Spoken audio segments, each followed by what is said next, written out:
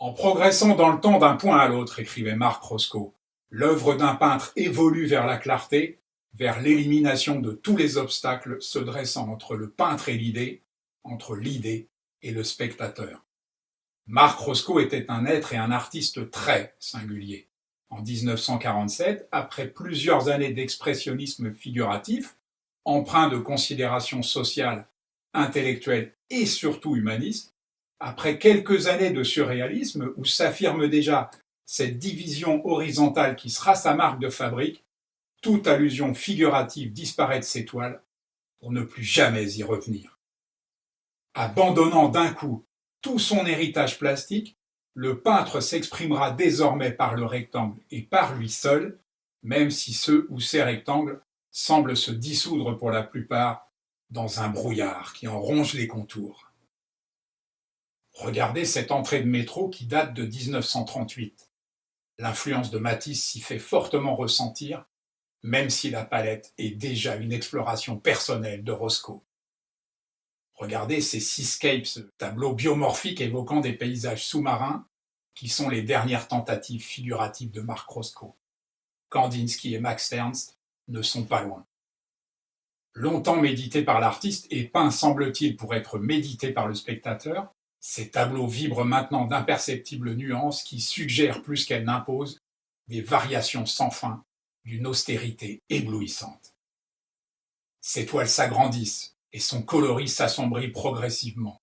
Rouge et brun sombre, dense, épais et surtout vert presque noir envahissent la toile aux dépens des roses frais et des jaunes orangés de ses débuts.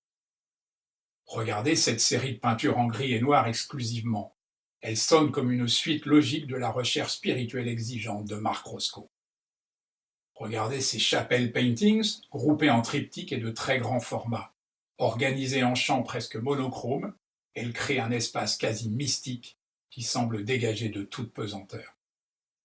La carrière de Marc Roscoe avait véritablement démarré dans les années 50 grâce au soutien du critique Duncan Phillips.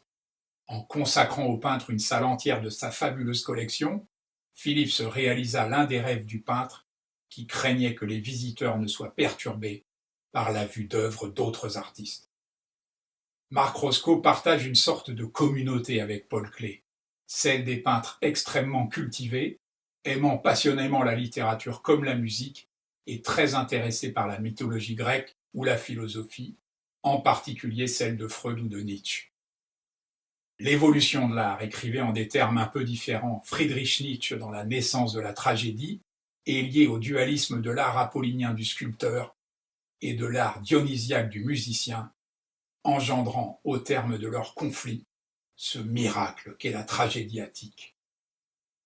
Cette phrase me hante, et chaque fois que j'y repense, je lui associe Paul Klee et Marc Roscoe, tous les deux poètes sensibles de la peinture. Avec Barnett Newman et Clifford Still, Roscoe a créé une nouvelle façon de peindre, le color field painting, qui peut se traduire par composition de champs colorés. C'est par la pose sur la toile de bandes de couleurs aux contours mouvants qu'il a atteint cette dimension spirituelle unique ou presque dans l'histoire de la peinture. Je veux, écrivait Marc Roscoe dans le New York Times, exprimer une idée complexe en termes simples. Je suis pour les formes planes, car elles détruisent l'illusion et révèlent la vérité. À contempler ces dernières toiles, tout indique que lorsque Marc Roscoe s'est donné la mort en 1970, il était sur le point de révéler une vérité que nombre de jeunes peintres, aussi bien européens qu'américains, espèrent encore aujourd'hui trouver dans son œuvre. Lui, qui se voyait en faiseur de mythes, n'avait pu supporter l'idée qu'un anévrisme de l'aorte l'handicape au point de lui interdire les grands formats.